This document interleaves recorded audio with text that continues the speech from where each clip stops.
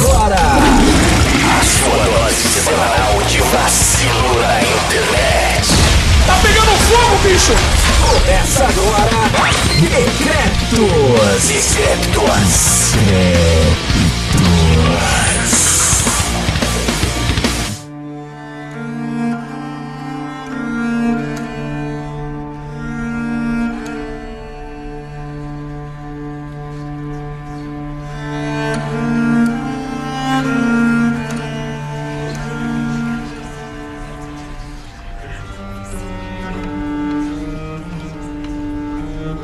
What went we out into this wilderness to find? Leaving our country, kindred, our fathers' houses. We travailed a vast ocean. For what? For what? We must ask thee to be silent. Was it not for the pure and faithful dispensation of the Gospels and the kingdom of God? No more! We are your judges, and not you ours. I cannot be judged by false Christians, for I have done nothing save preach Christ's true gospel. Must you continue to dishonor the laws of the Commonwealth and the Church with your prideful conceit? If my conscience sees it fit. Then shall you be banished from this plantation's liberties.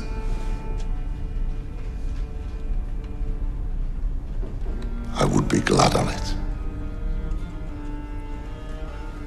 Then take your leave and trouble us no further. How sadly hath the Lord testified against you.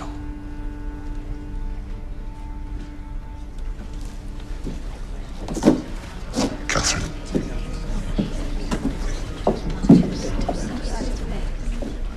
Thomasin.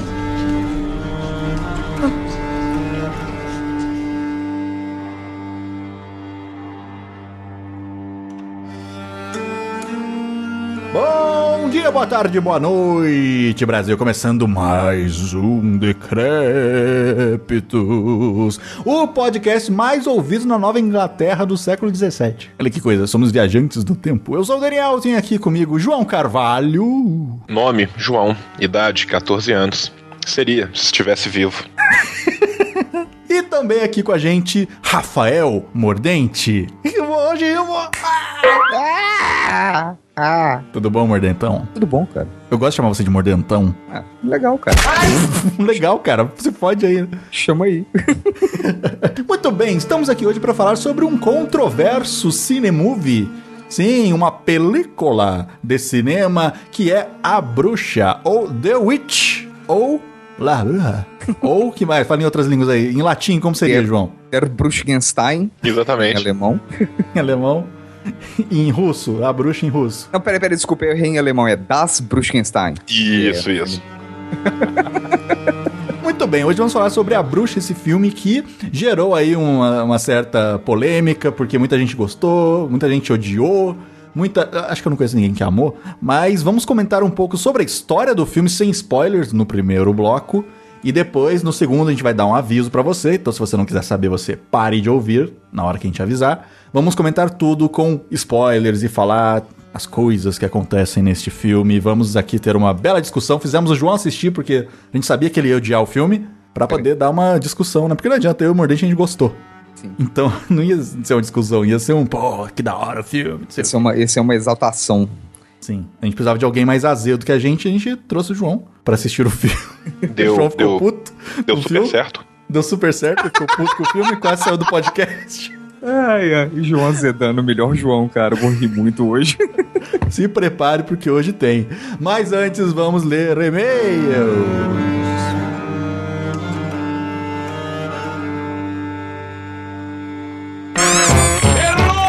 Cervuca de loucura. Senta que lá vem a história.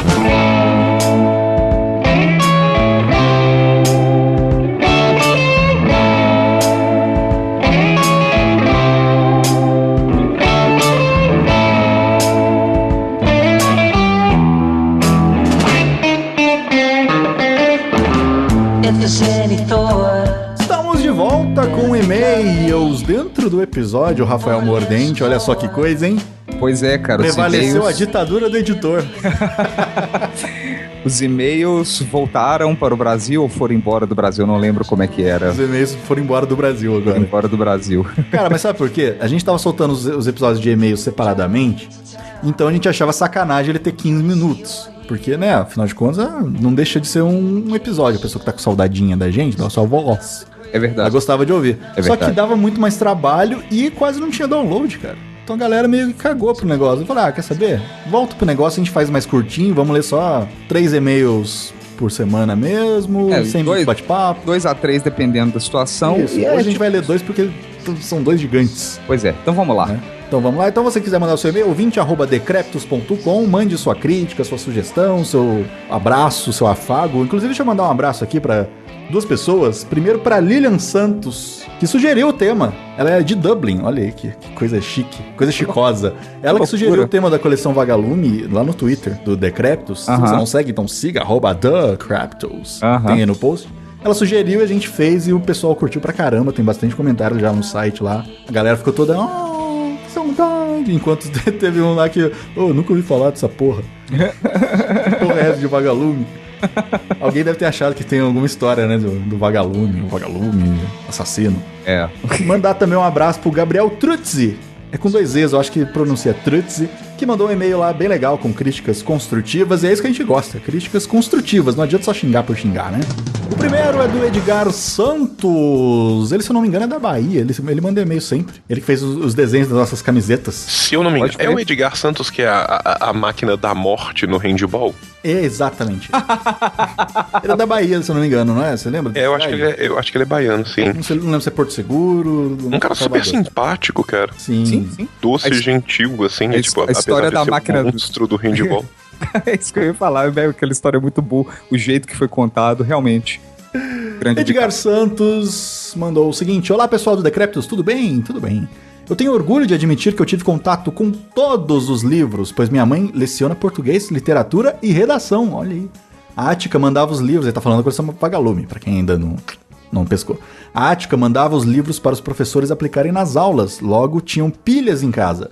Além das revistas do Conan, que ela tomava dos alunos em sala de aula e ajudaram muito na minha educação. Leitura. Leitura, calma. Dos que me lembro, tinha o medo do Éramos 6, o mais grosso da coleção. A trilogia do Pedro Bandeira com os caras, a Droga da Obediência, nossa, isso eu nunca ouvi falar. A Droga do Amor e Pântano de Sangue. Pântano de Sangue eu nunca vi, Droga da Obediência e Droga do Amor eu conheço. Eu tenho quase certeza que eu li os 2, cara. Não lembrava desses, não. Os últimos. Nossa, não lembrava. E o Éramos 6 ele é baseado num romance de 1940 e poucos, que depois virou a novela, né? No SBT. Sim. Éramos 6, se eu não me engano, foi novela de rádio também. Sim. Meus últimos foram Desafios nas Cartas do Tarô e Desafio no Pantanal. E pra que Harry Potter quando você tem Xisto com sua trilogia... Ah, esse eu lembro. Pois é. Com sua trilogia Aventuras de Xisto, Xisto no Espaço e Xisto e o Pássaro Cósmico, de Lúcia Machado de Almeida. O Xisto, cara, que saudade do Xisto. Pois é, e é um nome tão legal, Xisto. É um nome tão legal, o Xisto. Eu queria chamar Xisto, cara. Eu vou me chamar Xisto. Xisto Bayer, olha que doido. Bayer. Olha que beleza. Rolou umas edições da Ática meio gourmet e caríssimas, que achei um insulto. Não sei se foi o projeto que o Bayer falou. Sim, eram versões que vinham os livros encadernados com capa dura, como se fosse aqueles livrão mesmo mais clássico, assim. É tipo o Digipack dos livros. É bobeira, é pra você gastar mais dinheiro com a mesma coisa. A versão japonesa vem com um capítulo a mais. E complementando o que o João disse sobre a educação do Eric, desculpa se escrevi errado, sim, escreveu.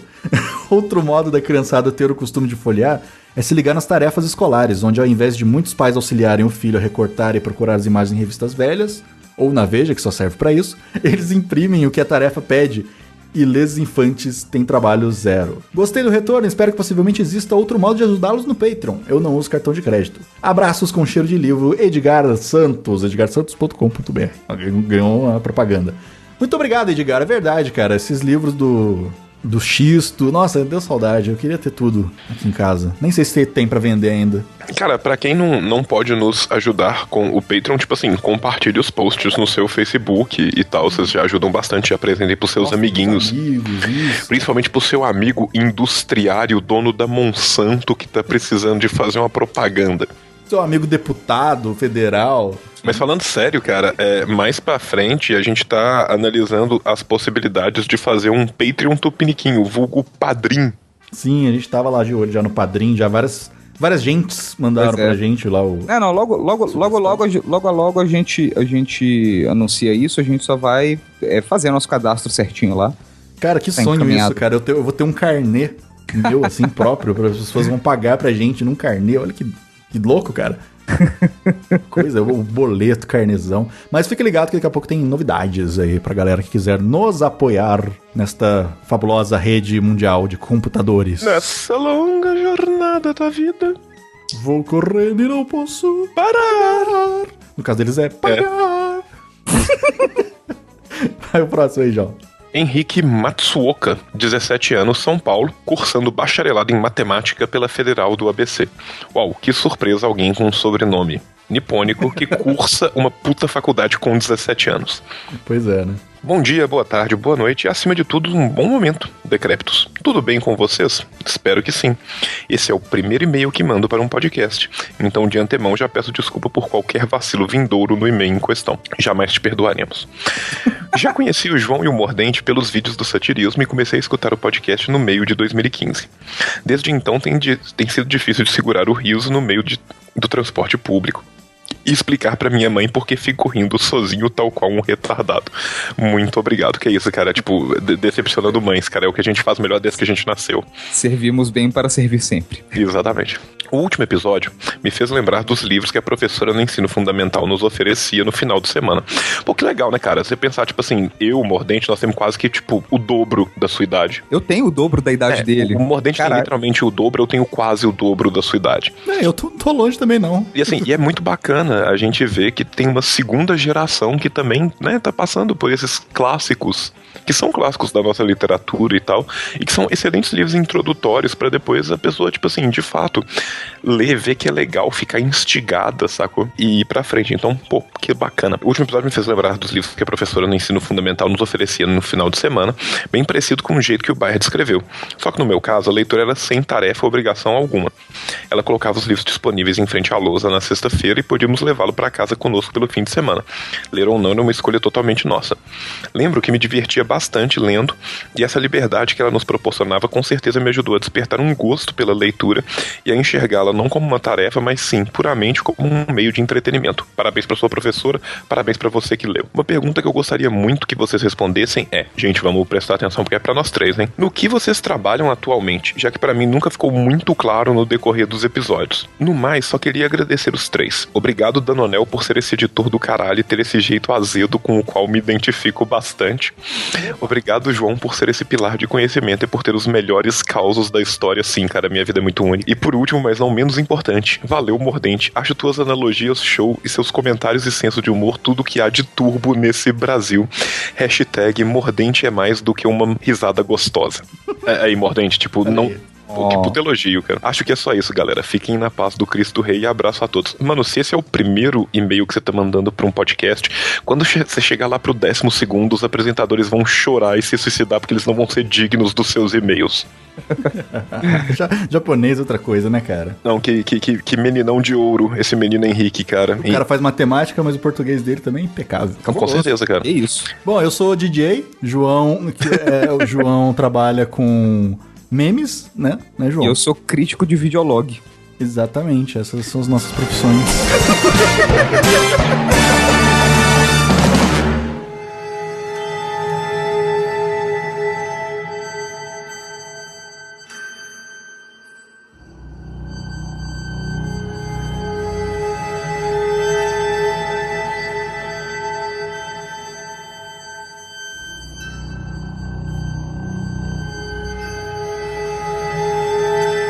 A Bruxa, né, que é um filme independente que venceu, inclusive, olha aí, o Festival de Sundance de 2015, como melhor direção lá pro carinha lá. O diretor desse filme é muito engraçado, porque ele é o típico hipster, sabe, barbudão e cabelinho meio raspado embaixo, assim, camisa de xadrez, tatuagem no braço. Sim. Você não imagina nunca que um cara ia fazer um filme desse tipo, assim, você imagina que ele ia fazer, sei lá, um Suicide Girls Atacam, um negócio desse tipo. Mas o filme estreou aqui no Brasil... Daniel, desculpa, rapaz. Me explica melhor no enredo de Suicide Girls Atacam, por favor. Não sei, vai. 5 gostosas de biquíni, e cada uma com uma faixa de cor diferente na cabeça e um casco de tartaruga nas costas. Chegam na cidade de Nova York para combater o crime contra, sei lá, um cara vestido de metal. Acho que já vimos esse filme em algum lugar. Mas enfim, não é Então assim, você esperava dele um crossover de Tarantino com Marvel, é mais ou menos isso. Tartarugas Ninjas para adultos, alguma coisa assim, com mulheres, imagina. Mas se vocês colocarem aí o nome dele é o Robert Eggers. Você vai ver que é um puta de um hipster aí desses da Augusta. Mas enfim, não era isso que a gente queria falar, a gente tá falando da Bruxa. O filme ganhou o festival e estreou aqui no Brasil em 2016, em fevereiro, por aí. Eu quero ressaltar uma coisa. Você tá gravando um podcast com 2 puta hipsters da Augusta. Eu só quero deixar isso claro. Eu sei, foi indireta. O cara poderia muito bem ser amigo de vocês. Quem disse que ele já não é, cara? Quem disse, né? Ele poderia ser namorado de vocês. Qual é o problema? Nenhum. Grande Betão. Grande Betão. O golfinho brasileiro. Ai, meu Deus! Vai, Daniel. O filme ganhou a porra do festival que eu tava tentando falar há muito tempo.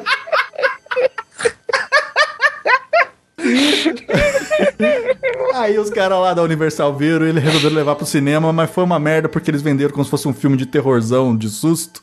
E não é. Aí a galera foi assistir, ficou puta. Pô, não levei susto essa porra desse filme. Tinha adolescente rindo. Mordente, você viu no cinema, não viu? Eu vi no cinema. Tinha adolescente rindo? Cara, não tava tão cheio, mas deu sorte, mas tinha adolescentes no... Mas tinha mais adultos do que adolescentes e eu mesmo ri durante o filme, mas assim, eu acredito que se fosse pra perguntar pras outras pessoas que riram em alguns momentos, os momentos nos quais eu ri foram uns por alguns motivos, e as pessoas que riram nos outros momentos eu entendi por quê, mas não foram as partes que eu achei necessariamente engraçadas, não. Porque o jovenzinho, ele vai no cinema, ele tá acostumado a ver Jogos Mortais. Atenção, não estou dizendo que é ruim. Tô dizendo que é bem diferente. Caraca. Que é bem diferente, né? Então ele tá acostumado com esse tipo de coisa. E a Bruxa, ele é mais no sentido... É mais uma suspensão do que um terror, né? De verdade, assim. Terror mesmo não tem muito, eu acho. Cara, eu colocaria numa categoria, tipo, sei lá, suspense de arte. No mesmo pique que o Assassinato de Jesse James é um faroeste de arte, vamos dizer assim, né? Um faroeste de autor, igual tinha um cinema de autor, né? Porque assim, tem uma história, ok e tal, mas o negócio é bem mais a visão artística, né? De quem tá produzindo e... Cara, Mordente, me permita, cara, eu colocaria primeiro, eu acho que, de certa forma, ele é mais um thriller do que qualquer coisa. Sim.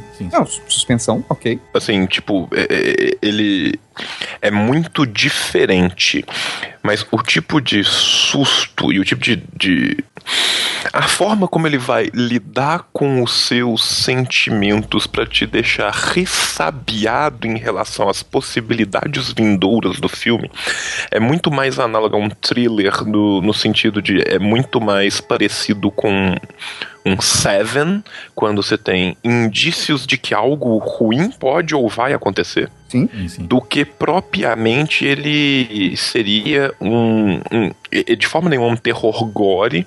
Não e ele sequer é um terror de náusea. Se for pensar, por exemplo, assim, terrores franceses, terrores austríacos, os terrores europeus são ótimos, inclusive. Essa virada do terror europeu. É porque, tipo assim, se a gente for pensar, né, no terror europeu como um todo, a gente tem uma puta série de terror europeu no final da década de 70, década de 80, principalmente França e Itália, mas a gente tem uma retomada do terror europeu a partir de 2000, que você tem grandes terrores na Espanha, por exemplo.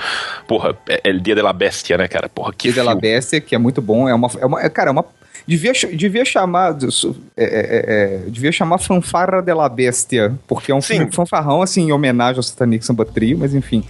Sabe, mas assim, você tem, tipo, uma retomada do terror que já começa ali, né, nos idos de 90 e tantos, 2000 na Espanha. Você tem vários terrores franceses maravilhosos ao longo da década. Cara, em língua alemã, você tem terrores fenomenais. Sim. O filme não é um filme de terror, tá?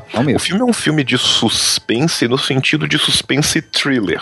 É mais psicológico até, né? Sim, e agora, o filme lida muito mais com a paranoia. com paranoia através de imagens que só se tornam paranoicas por causa da trilha sonora.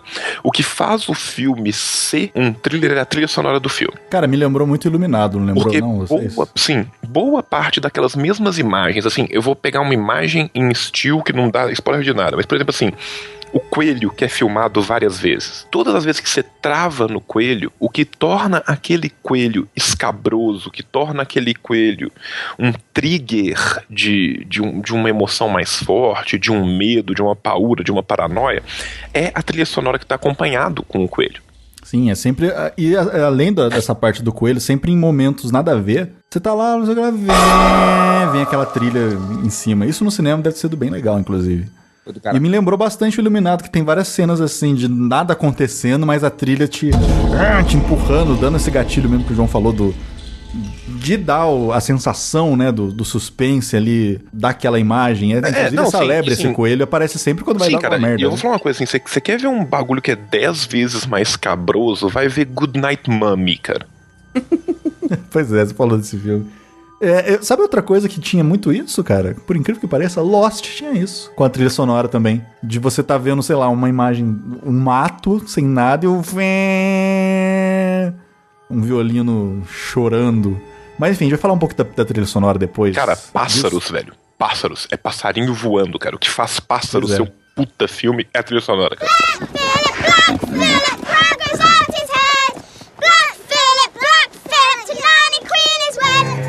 O filme já começa ali na Nova Inglaterra, né?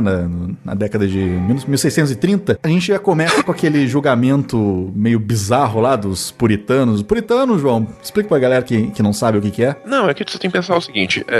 O catolicismo pós-reforma, ele se divide em diversas outras religiões e você deixa de ter um monopólio da Igreja Católica e você passa a ter diversas outras religiões, que são as religiões protestantes.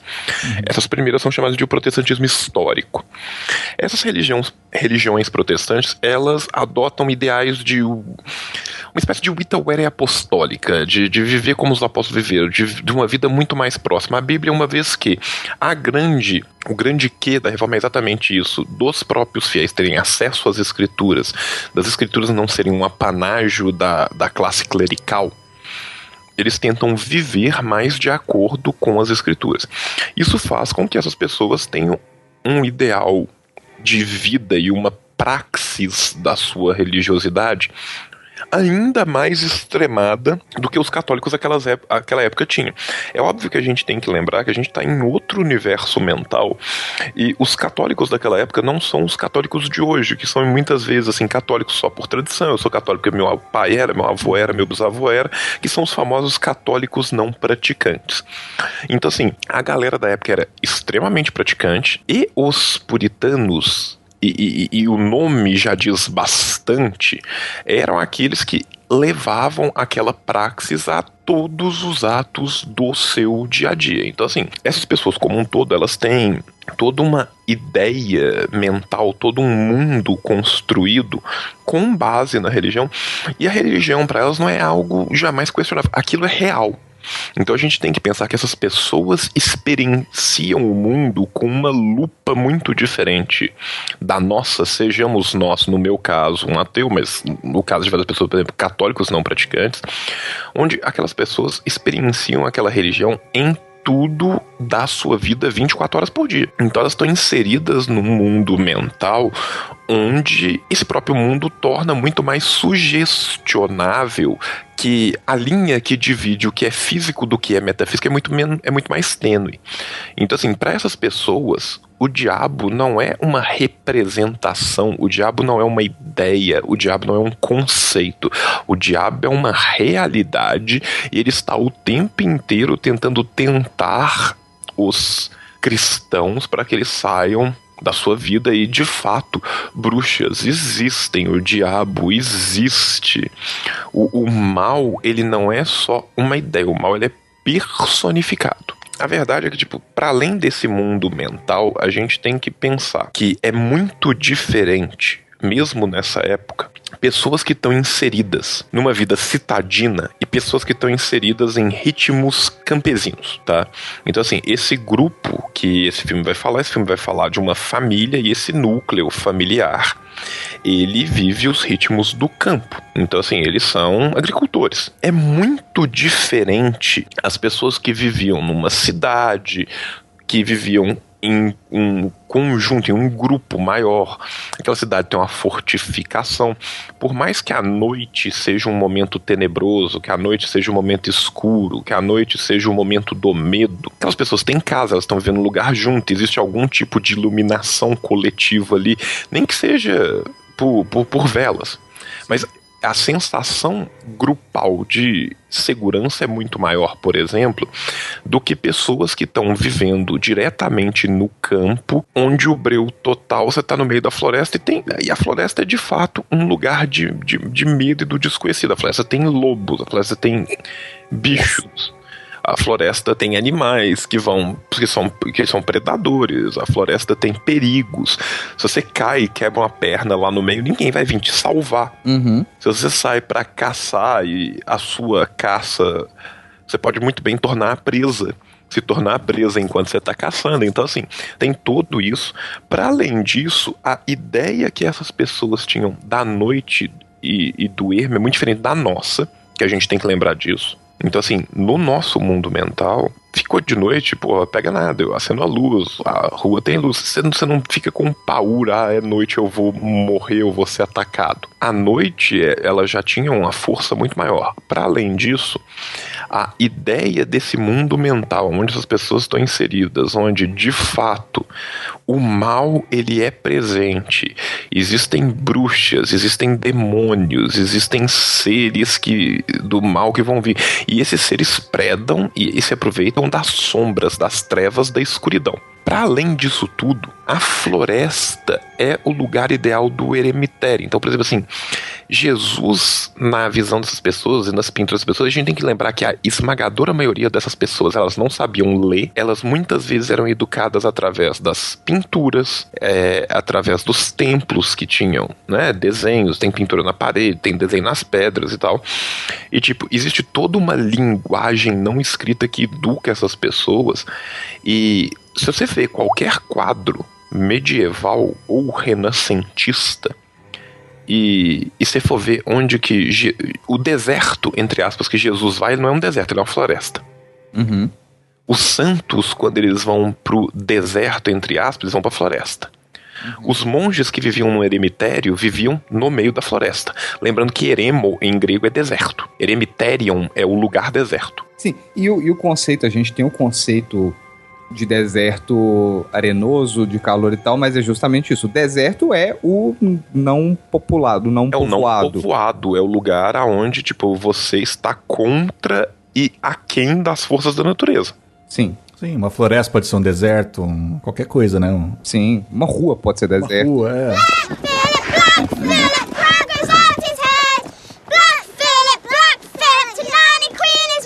Eles começam julgando um casal, né, de um crime ali que a gente não tem muita certeza, que dá a entender que eles não estavam vivendo a religião de acordo com o que os puritanos lá ali daquela colônia pregavam, né? Eles estavam aquém daquilo, estavam até mais puritanos, podemos dizer assim, do que os próprios puritanos.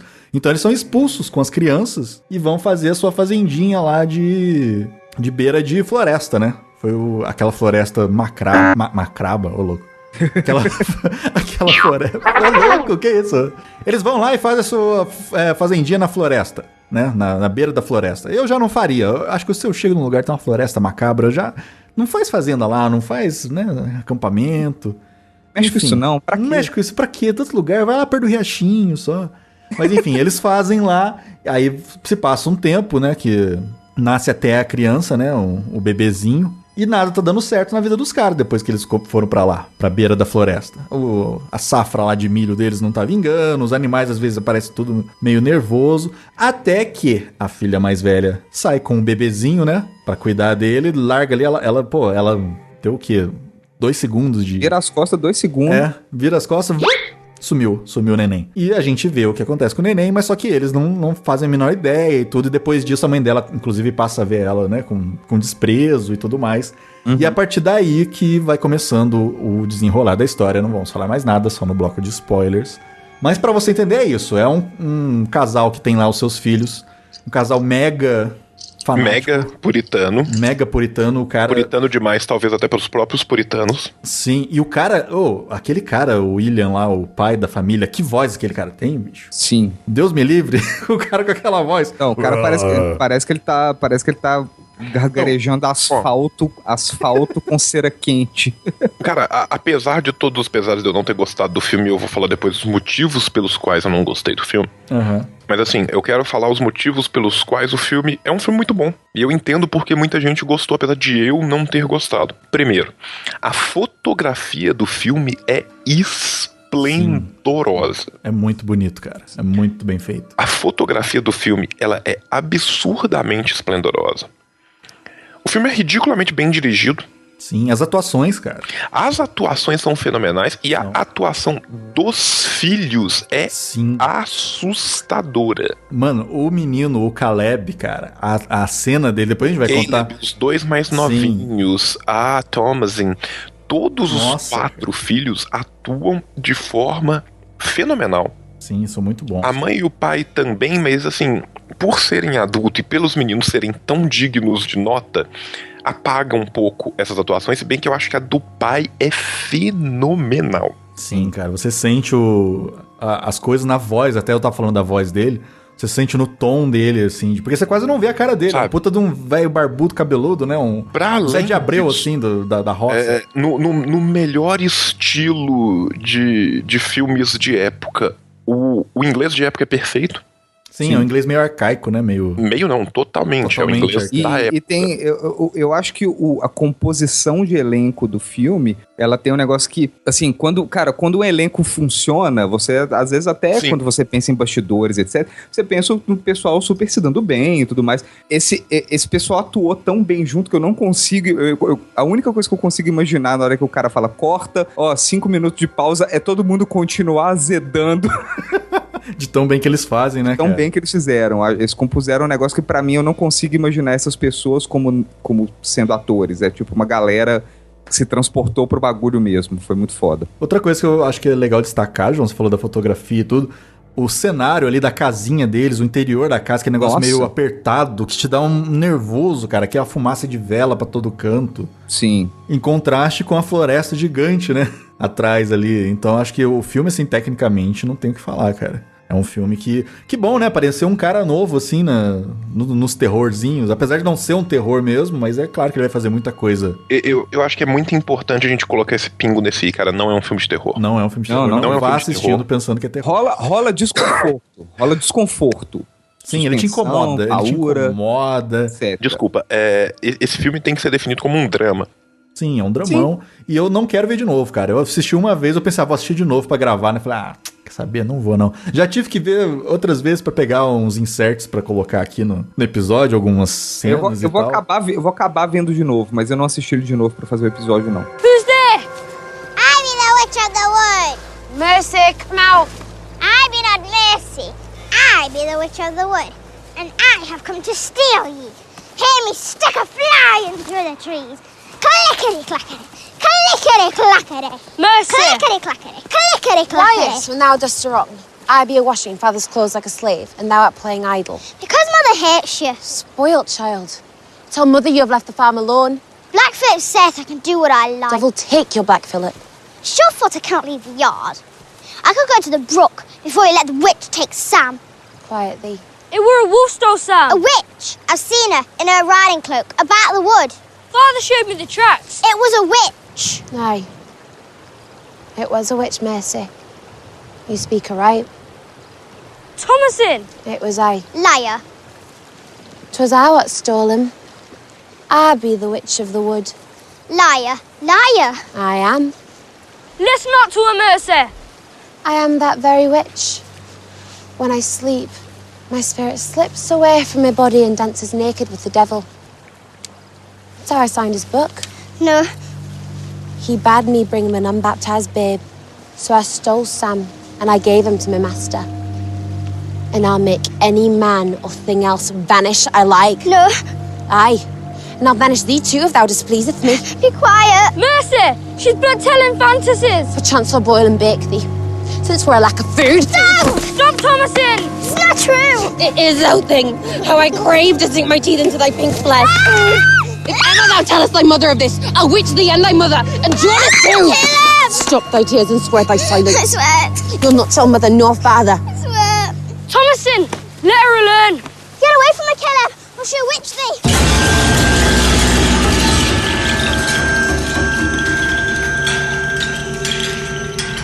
E agora então vamos entrar aqui nos nossos famigerados spoilers. Se você não viu o filme, se você quer ver, ou se você viu...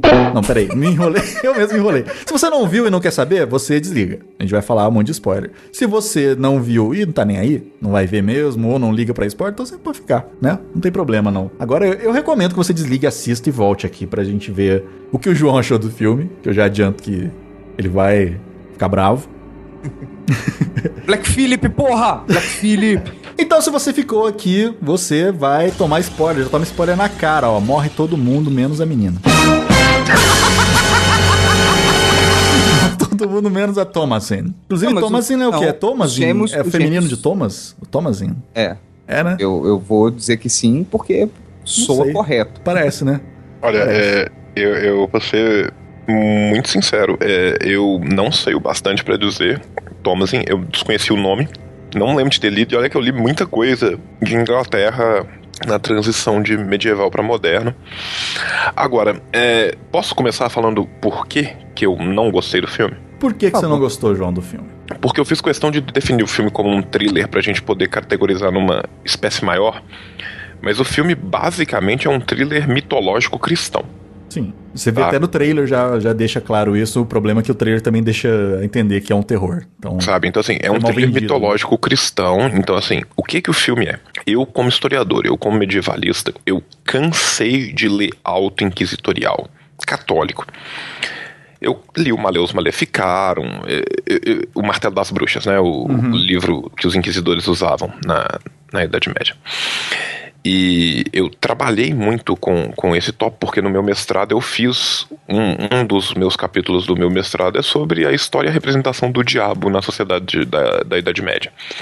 No meu caso até o século XII, mas assim, quando você pega, por exemplo, assim, História do Medo, você vai ler um Jean Delumeau, uma coisa assim, você vê que, sabe, assim, eu vi palestras do próprio Jean Delumeau falando desse livro, então assim, eu estudei muito essa época, e eu estudei muito auto-inquisitorial e tal, então assim, pra mim não tinha surpresa nenhuma desde o começo, porque eu gastei 15 minutos pra perceber o que o filme seria, e eu meio que já sabia tudo o que ia acontecer. Então, na primeira vez que a menininha sorriu de lado e sussurrou com o Black Phillip, eu falei, tá, beleza, então, cara, sabe, tipo assim, literalmente, tipo, não teve surpresa nenhuma pra mim em momento nenhum. Como eu já tinha um conhecimento prévio de acadêmico de quais eram os relatos, e me pareceu, depois de um tempo, que o filme nada mais seria do que, bem, vamos filmar um relato como se fosse verdade?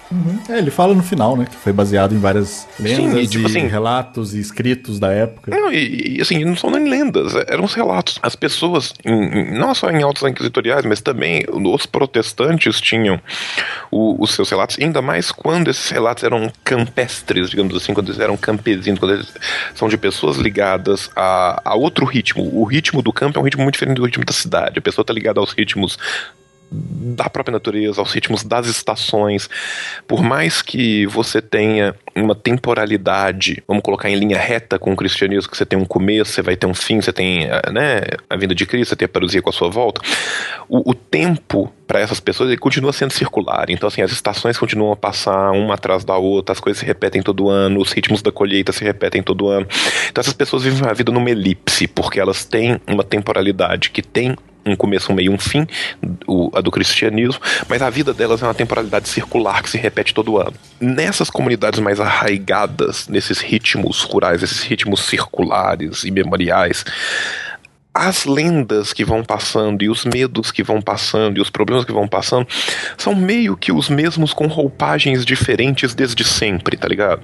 Então assim, se Se você pega os relatos dos problemas que você tem, assim, dos problemas que eu estou falando, assim, é de teratologia, do mirabilia, do miraculoso, do metafísico, na Britânia do século VI, e depois você vai pegar isso no século XVI, não é tão diferente assim. Mudam os nomes, mudam a roupagem, mas assim, os problemas em si são muito os mesmos. Então assim, eu acho que nesse sentido, para quem tem um mínimo de conhecimento acadêmico sobre o assunto, o filme é extremamente previsível, absurdamente previsível. Para além disso, o filme segue os relatos de uma forma muito fiel, e isso torna o filme um filme de uma ótica extremamente fundamentalista cristã, aonde a única o diabo, a gente tem que entender, o demônio, ele é também uma criação de Deus, e ele em última instância serve aos propósitos de Deus, porque na verdade o demônio, quando ele tenta, ele faz com que as pessoas busquem a salvação.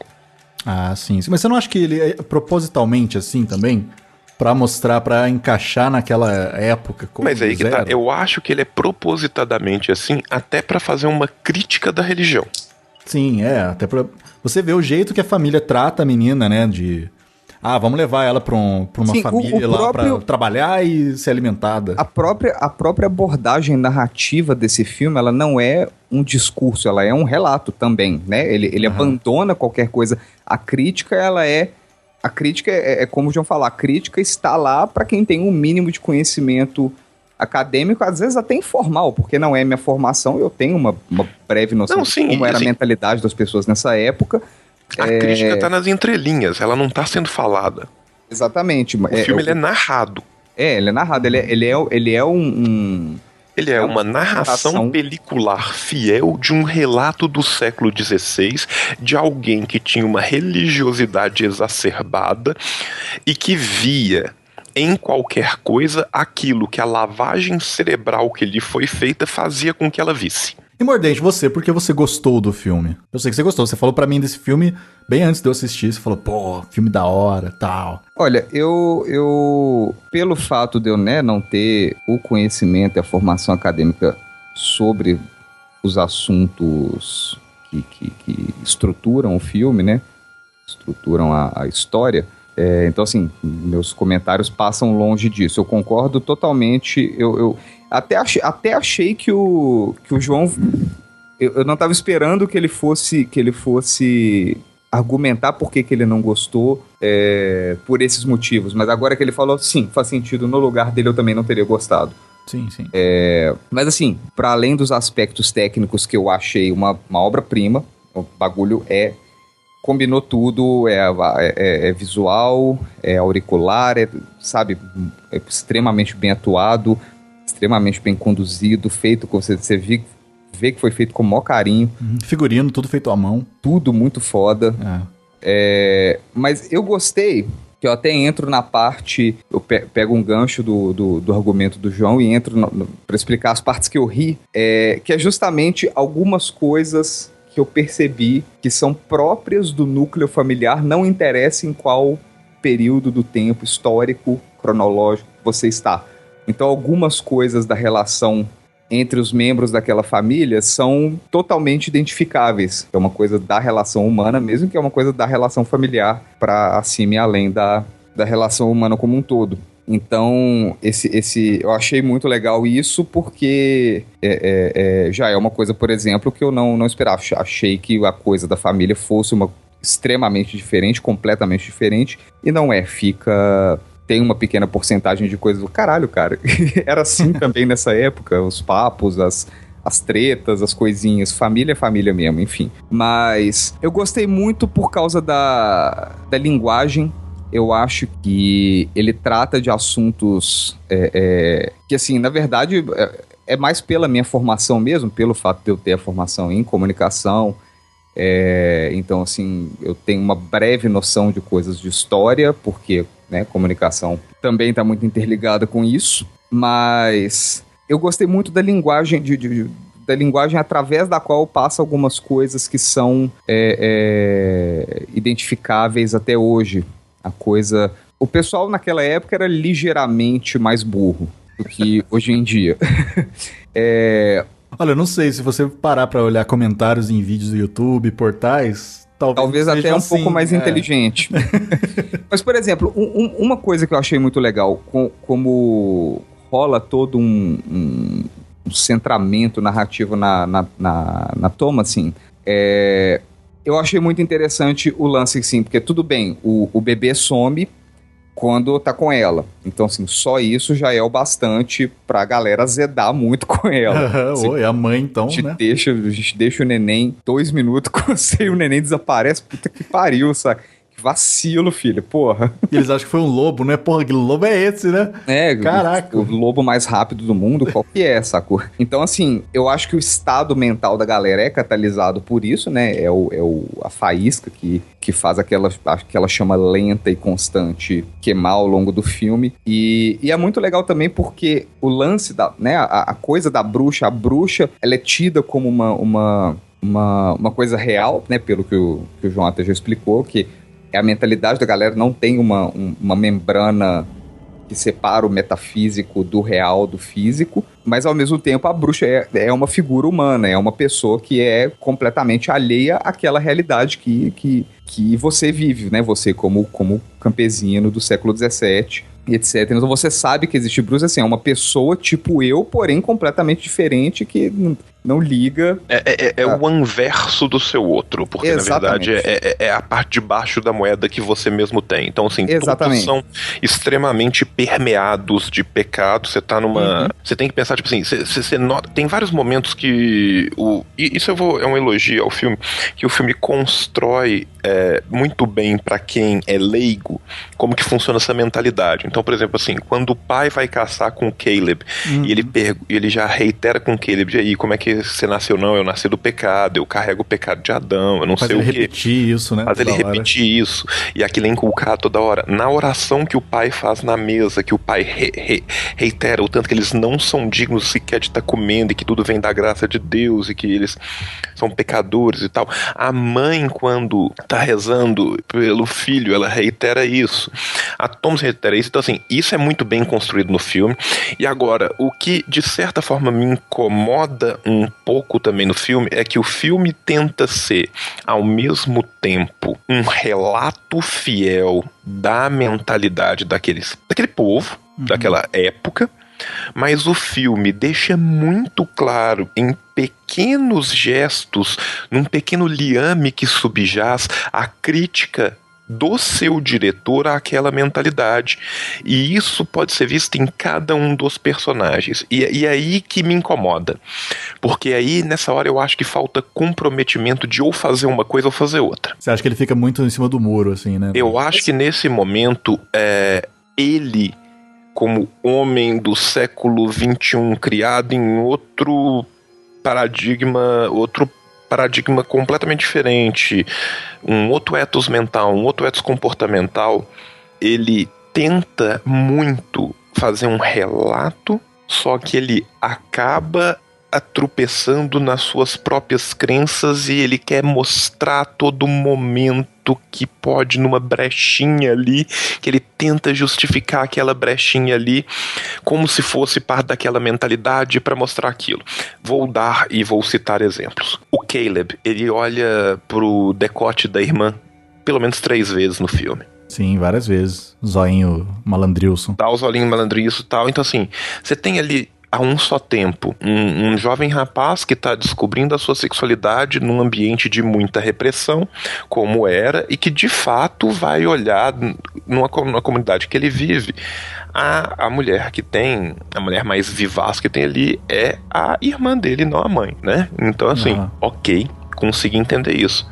Quando o próprio Caleb, na floresta, vai seguindo o coelho, e o coelho ali já era o demônio, e ele encontra aquela bruxa, a bruxa tem um puta decotaço, um puta peitão gigantesco. Sabe, só um parênteses, sabia que ela é uma modelo da Victoria's Secrets? Não sabia. E ele vai, diretor que ele botou. E ele vai direto nela. E quando ele tá tendo o final da sua possessão, antes dele morrer, o que ele fala é muito tênue sobre o seu beijo, sobre o seu abraço. Ele goza, né, ele goza, ele fala sobre o beijo. Ele tinha beijado essa bruxa, que a cena termina com ele beijando, e depois ela firmando a unha na cabeça dele. E ele fala, let me caress your bosom, que é o intervalo dos seus seios, né? Agora você... E ele fala de Jesus, mas que na verdade ele tá descrevendo uma iniciação sexual com aquela bruxa. Se a gente lembrar, né, tanto da função do sucubus quanto do incubus e de toda a literatura que você tem na Idade Média, na transição para a Idade Moderna, sobre essa ideia da iniciação sexual, do beijar o ânus, do fazer amor com o diabo, ou com um ou uma demônia, né?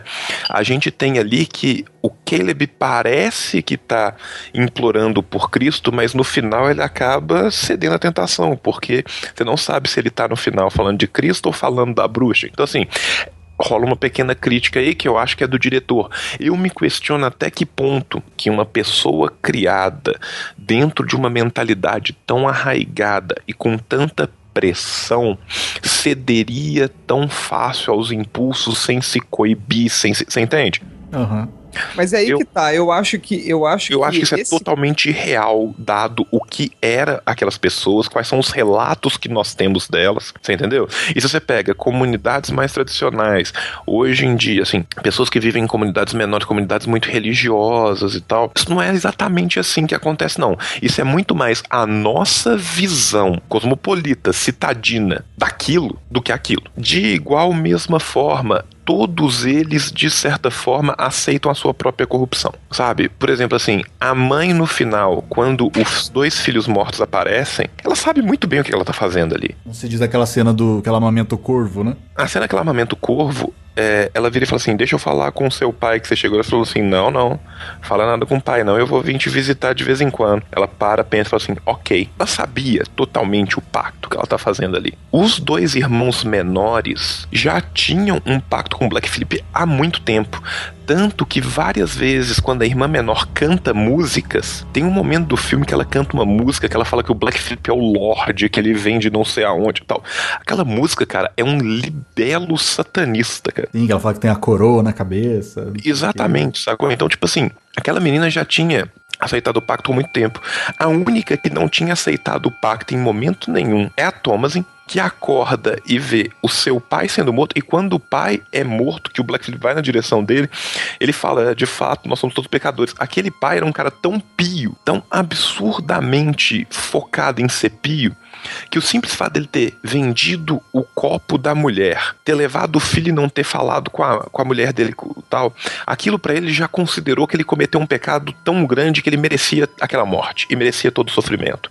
Aquele homem sim é epítome do cristianismo arraigado ali dentro. O resto dessa família eu acho super suspeitoso, você entende? Uhum. Aquele homem pra mim representa muito bem o que é a mentalidade daquele período, sabe? A mãe, os filhos mais ou menos, e a Thomasin, que no final de conta é a grande vítima, ela é forçada a matar a mãe enquanto ela pede perdão pra mãe, sendo que a mãe chamou ela de prostituta, a mãe culpou ela pelo Sam, a mãe culpou ela pelo Caleb, a mãe falou que ela olhava o Caleb com óleo concupiscentes, quando quem na verdade fazia isso era o Caleb com ela.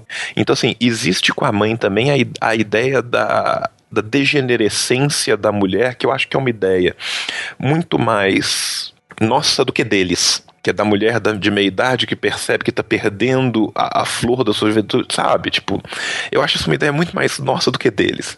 Então, assim, eu me questiono sobre essa construção desse personagem da mãe. Tem até uma parte, né, João, que ela fala pro marido que era melhor ela ter ficado onde ela tava, com o pai dela, do que ter ido embora com ele. Sabe? Então, assim, me questiono muito sobre esse personagem da mãe, até porque a religiosidade era muitas vezes até muito mais forte nas mulheres do que nos homens, tá? Então, assim, acho super questionável a construção do personagem da mãe, não gostei.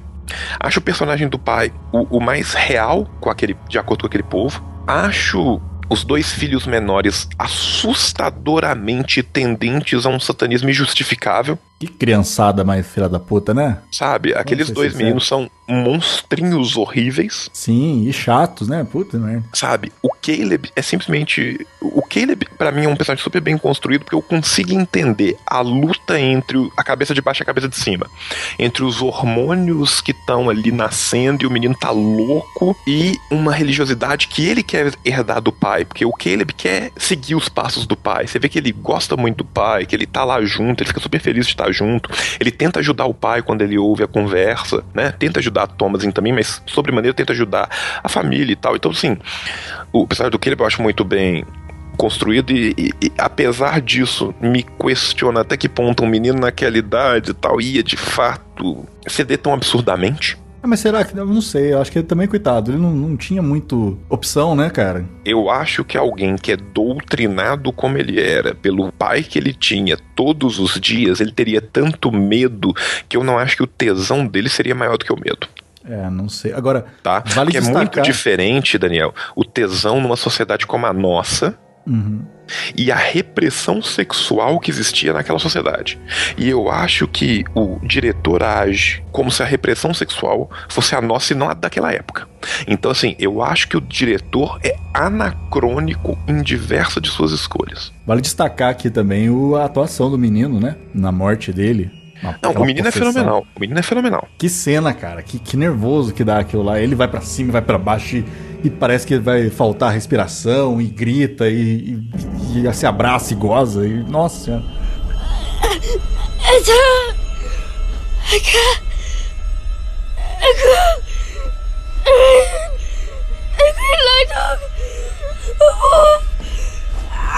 She's the size of my blood! She's the size of my blood! She's the size of my blood! She's the size of my blood! She's the size of my blood! She's the size of my blood! My Lord! My Jesus! Save me! They can't cry! Devils! I am thine enemy! Wallowing in the blood of both of my sins! The Lord is my shepherd, I shall not want. He maketh me to rest in green pastures. He leadeth me by the still water. He restoreth my soul, and leadeth me in the path of righteousness for his name's sake. For yea, though I should walk through the valley of the shadow of death, I will fear no evil, for thou art with me.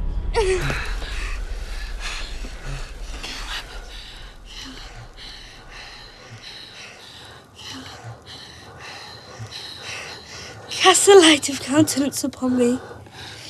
Spread over me the lap of thy love. Wash me in the ever-flowing fountains of thy blood. Holy thine I am, my sweet Lord Jesus. My Lord, my love, kiss me with the kisses of thy mouth. How lovely art thou, thy embrace. My Lord, my Lord, my love, my soul's salvation. Take me to thy lap.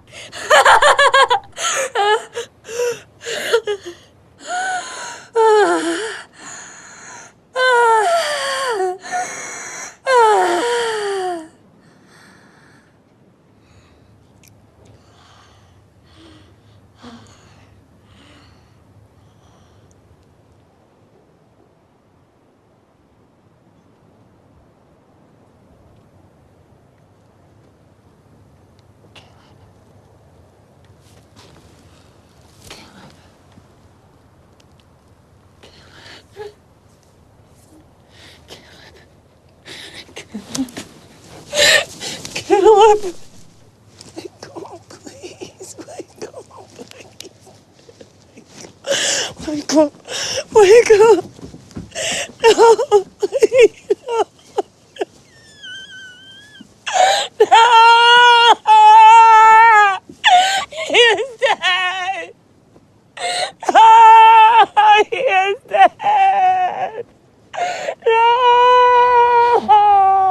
Jonas, Mercy, get up. Get up! No! No! Get away from him! Get me gone!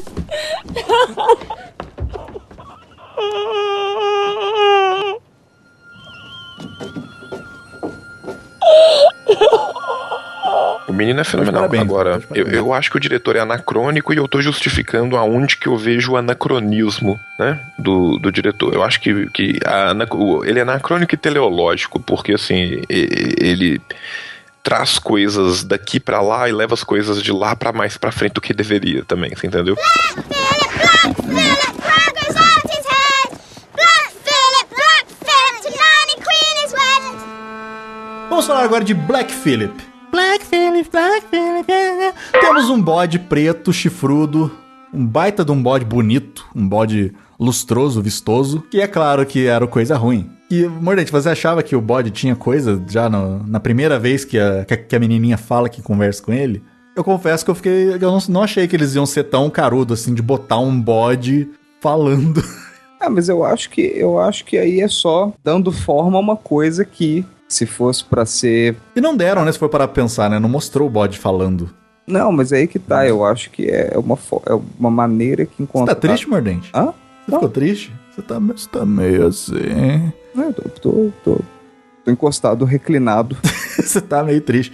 Mas aquela cena que a Thomasin vai lá e pede pra falar com o bode e dá uns 4 segundos em silêncio, assim. Ela fala, né? Fala comigo, se você entende minha língua, não sei o quê. E dá aquele suspense, 4 segundinhos do nada, o cara...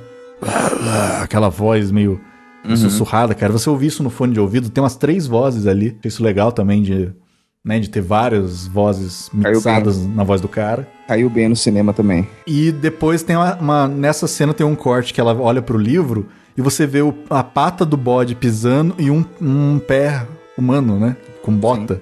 Sim. Ao mesmo tempo. Eu achei, nossa, cara, isso dá olha, só de lembrar tá dando um arrepio. Black Phillip, I conjure thee to speak to me.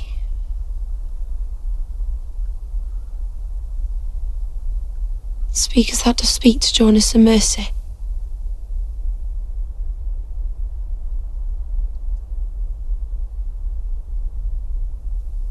Dost thou understand my English tongue?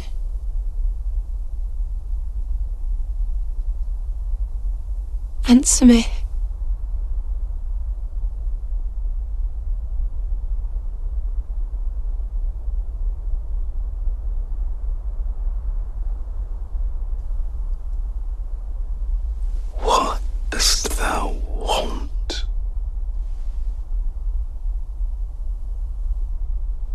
Canst thou give? Wouldst thou like the taste of butter, a pretty dress?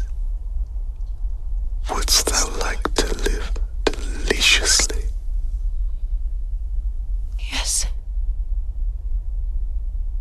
Wouldst thou like to see the world? What will you from me? Dost thou see a book before thee?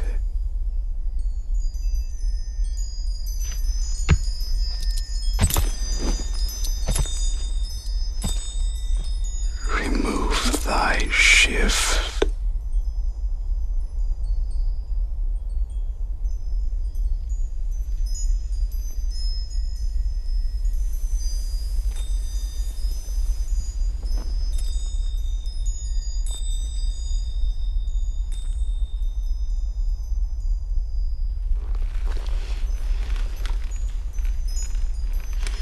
I cannot write my name. I will guide thy hand. Como isso foi bem feito, cara. E aí tem aquele final cabuloso que ela tira a roupa e vai de encontro à festinha das bruxas, né? Sim, sim. O chamado festim. Olha aí, eu pesquisei para fazer a pauta. Que doideira. E não tem ninguém na pauta, só tem eu lá. Que beleza. E aquela cena aí, ela vai, né, as bruxas tudo em volta da fogueira com aquela cantoria macabra. Olha, eu tô com dificuldade de falar macabro hoje. Cantoria macabra. Eu imagino que aquilo no cinema deve ter sido também sensacional, cara. Aquele som, né, de bruxas cantando. Mas enfim, foi isso que o João falou. Ele teve os motivos dele pra não gostar, até foi um motivo mais quase que acadêmico do que realmente do filme, né? Tanto é que do filme, da parte técnica, ele gostou. Mas eu achei... Se eu tivesse que dar uma nota, cara, de 0 a 5, Eu não sei, acho que eu daria um 4,5. E você, Mordente? Vamos dar notas. A gente nunca deu nota pras coisas aqui. Bom, eu gostei do anacronismo. É o motivo pelo qual eu gosto tanto do filme. Uhum.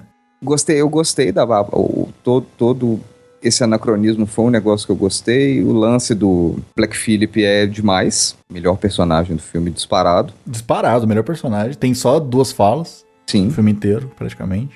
Eu acho que o lance dele falar... Eu acho que se fosse pra ser retratado com esse purismo todo que o João esperava que tivesse, ia ser 1h30 de gente rezando. Então eu acho que Sim. Para efeitos de você sentar e assistir um filme, você tem que ter algum tipo de identificação, e eu acho que a forma que encontraram de transformar aquela realidade em algo minimamente identificável foi feita da forma certa. E a rapidez até, né? Pra um filme não ficar... Exatamente. Então, assim, se é pela repressão sexual, se é pela ideia do desejo de sair daquilo e viver outra coisa, que é o que acontece com a Thomasin quando ela vai embora, né, se é para ter um mínimo de identificabilidade com quem está assistindo o filme, eu acho que foi feito do jeito certo. E a maior parte das coisas sobrenaturais ou surreais que acontecem, eu acho que foi só uma maneira que encontraram de dar forma às coisas que aqueles personagens estariam tão desesperadamente imaginando, né? Vivendo num tempo, numa rotina cíclica, circular, num tempo, né? Num tempo de doutrinação, mesmo não tendo noção de que estão sendo doutrinados, ou que foram, ou que serão. Mas a característica mental da imaginação, né? Nem todo mundo é imaginativo, mas eu acredito que todo mundo, por configuração biológica, cerebral, está sujeito à imaginação. Então, o fato do bode falar e o lance da saída da Toma, assim, quando ela vai para o meio do mato e tal, eu acho que foi uma forma bacana de tornar visual, vamos dizer assim, né? Tornar sensorial aquilo que está subjacente na imaginação de alguns personagens que, né, tinham o desejo, não o desejo, mas que imaginavam se existir algo além daquilo, vamos dizer assim. Até porque o próprio encontro do Caleb mesmo tem consequências, né? No final ele morre e tudo mais, e tem aquela possessão maluca dele. Mas a forma como o encontro foi retratado é uma forma bem distinta em relação à rotina familiar e à rotina doméstica normal dele e do pessoal todo. Então, assim, eu acho que a forma como uniu as duas linguagens, como uniu as duas percepções de mundo, acho que é o que tornou o filme bem interessante. E o lance da Thomasin levitar, eu acho que é também uma forma de tornar sensorial, visual, para quem está assistindo, a ideia de que, sabe, existe algo além da rotina. De uma forma generalizada mesmo, não só em relação à época, entendeu? Uhum. Então eu fico muito feliz pelo filme não ser 1h30 de gente rezando e plantando milho mofado, sacou? Ilustrando o pelo do bode. Ilustrando o pelo do bode. Então assim, de 0 a 5, qual a sua nota? Pra mim é 5, cara. 5. Pois é, então fica aí o nosso recado. Você que tem um bode, tome cuidado. Sim, e dizem que nos Se ele falar, não converse com ele, não responde. Tá? Tipo se ele te mostrar um livro, não lê, não assina nada.